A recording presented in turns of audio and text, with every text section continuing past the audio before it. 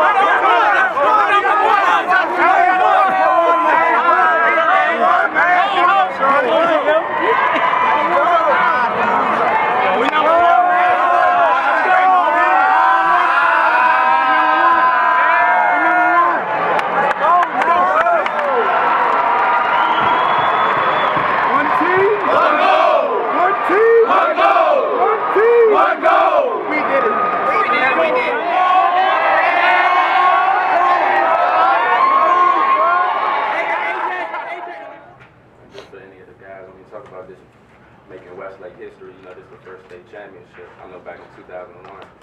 They made it hit the state semis, but let's talk about making Westlake history. It's the first ever state title game.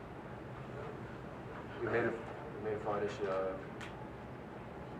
Nobody knew we was gonna make it this far. We proved everybody wrong, and that felt good. But we just want to come out when the states. I mean, I worked hard all summer to get here to win, but it didn't happen. Because next year we set a stage for our juniors to come back and do it next year for us. Yeah, well, again, they were big, fast, strong. So, you know, you just had to do the basic stuff. Fundamentals of basketball, really. I told the kids, no matter how tall they are, how fast they are, if you stay in front and box out on the rebound, you know, we'll be okay. You know, they got a lot of second chances, what I think was the difference in the ball game. But, again, you know, we just kept fighting. We just kept fighting. The better team won today. How much motivation did it give you guys to be kind of the underdog during this run? You came in, you played the defending state champs in Milford Mill, and then you played City, who was undefeated coming in. I mean, what was it like being in that role of the spoiler, and you had them on the ropes? Yeah. I mean, you know, again, our guys was on a mission. I mean, our goal was to win state this year. We knew it was a good team. I know a lot of teams didn't believe that, but all 13 of my guys and the coaching staff really believed that we would have won the state championship today. You know, a couple possessions here, possessions there, they could have went our way, but you know, they got the possessions to win the game. Coach, just some general thoughts on getting it done. I'm extremely excited. I mean, I thought we struggled for a little while, but young fellas came through, and it was a great season, a great finish to a season, and you know, and they fell down a little bit and played hard to get it back, and 27-0. That's all I can say about these young fellas. Was finishing it unbeaten something you guys talked a lot about? We you know, I mean, it wasn't a let's go undefeated in the beginning, but you know, once it got rolling and we beat some tough teams, it was, you know, you got to stay undefeated. You can't, you know, and that became the goal. So, you know, winning the city championship, winning the state championship was the initial goal, but staying undefeated came along later, and once they stuck to it, you know, we prevailed. Any of the players, I mean, that whole undefeated thing, did it add any extra pressure to you guys? You were the last unbeaten team left. No pressure. Every game we go, we take it as just one game. We don't look forward to anything. When we won the city championship, and our next focus was win the state championship. So we don't look beyond what we're trying to do. It was a mental thing. Like yesterday, I had one of the worst games of my season ever, and I got a lot of motivational texts from some of the players on the team and my coaches, and they just told me, stay strong and just be confident with my shot. So today, like you saw, I was confident. I think I went like 100% on the three. So I was just confident throughout the whole game, just letting it fly.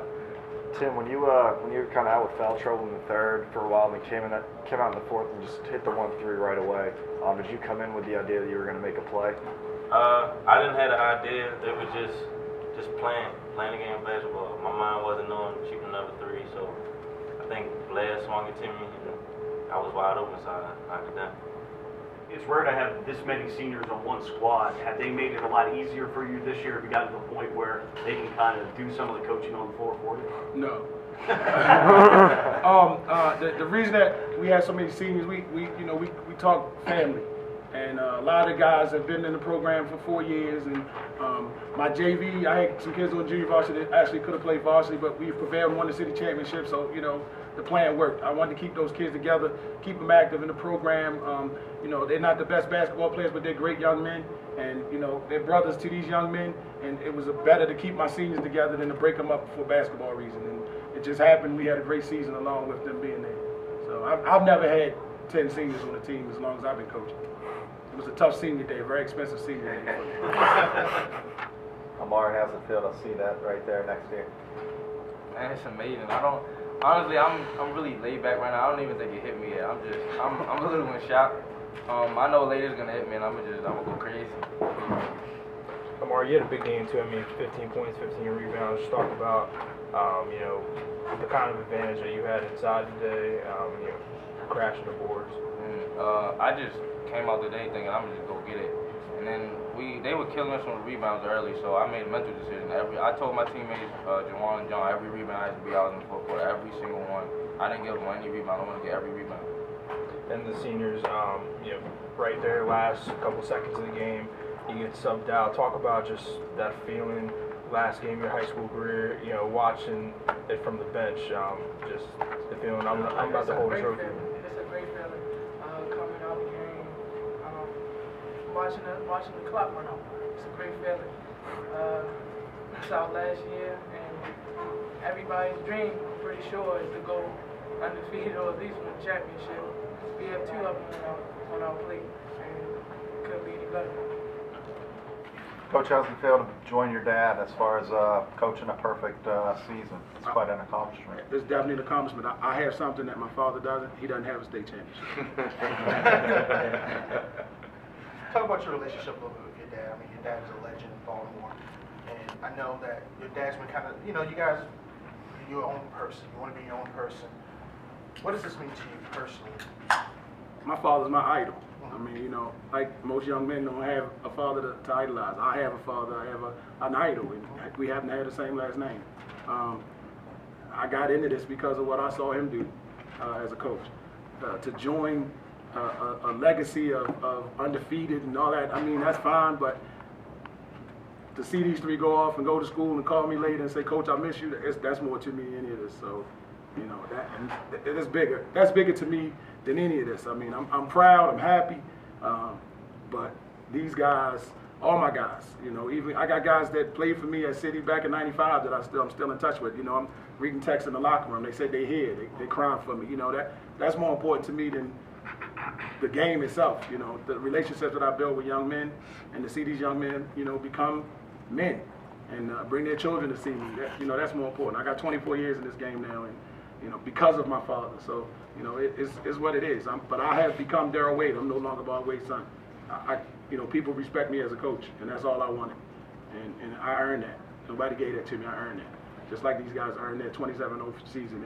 They earned it. Nobody gave it to them. We played a heck of a schedule. We played basketball day in and day out, and they finished strong. So.